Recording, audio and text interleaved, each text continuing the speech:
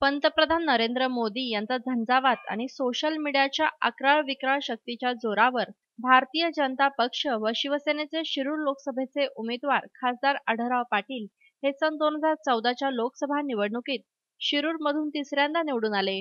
Social मीडियाच्या जोरावर आढळरावांनी विजय मिळवला खरा, पण आता हाच वार आढळराव पाटील यांच्यावर उलटत असल्याचे चित्र आहे।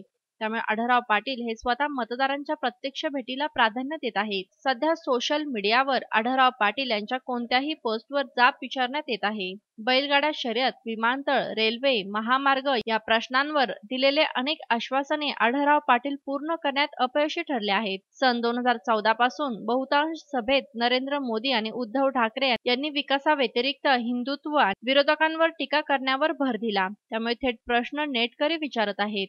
एवढंच काय तर नेटकऱ्यांमुळे आढळराव पाटील यांना ट्रोलला सामोरे जावे लागत आहेत। या पार्श्वभूमीवर भाजप व शिवसेना नेत्यांनी जनतेत जाऊन प्रत्यक्ष भेटीगाठीवर भर देण्याच्या सूचना वरिष्ठ पातळीवरून देण्यात आल्या असल्याचे समजते।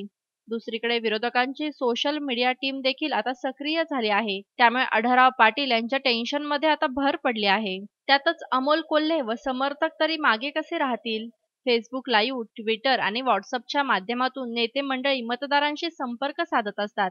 मात्र एखाद्या चुकीच्या पोस्टमुळे डॉक्टर अमोल कोल्हे देखील अनेकदा ट्रोल झाले आहे। मागील वर्षांमध्ये शिरूर लोकसभेत काय विकास कामे केली, आत्ताच रिचेबल नाहीत तर नंतर काय होणार, असे अनेक कारणाने नेटकरी डॉक्टर अमोल कोल्हे यांना देखील प्रश्न विचारताना दिसतात। त्यामुळे सोशल मीडिया या दुधारी शस्त्राचा वापर उत्तम पद्धतीने करणे सर्वांसाठी जिकरीचे ठरत आहे असे म्हणावे लागेल। Bureau report, Shivner prime. Shivner prime type करू सबस्क्राइब करा, घंटीच्या बटनावर टिक करा, लाईक करा आणि शेअर करा।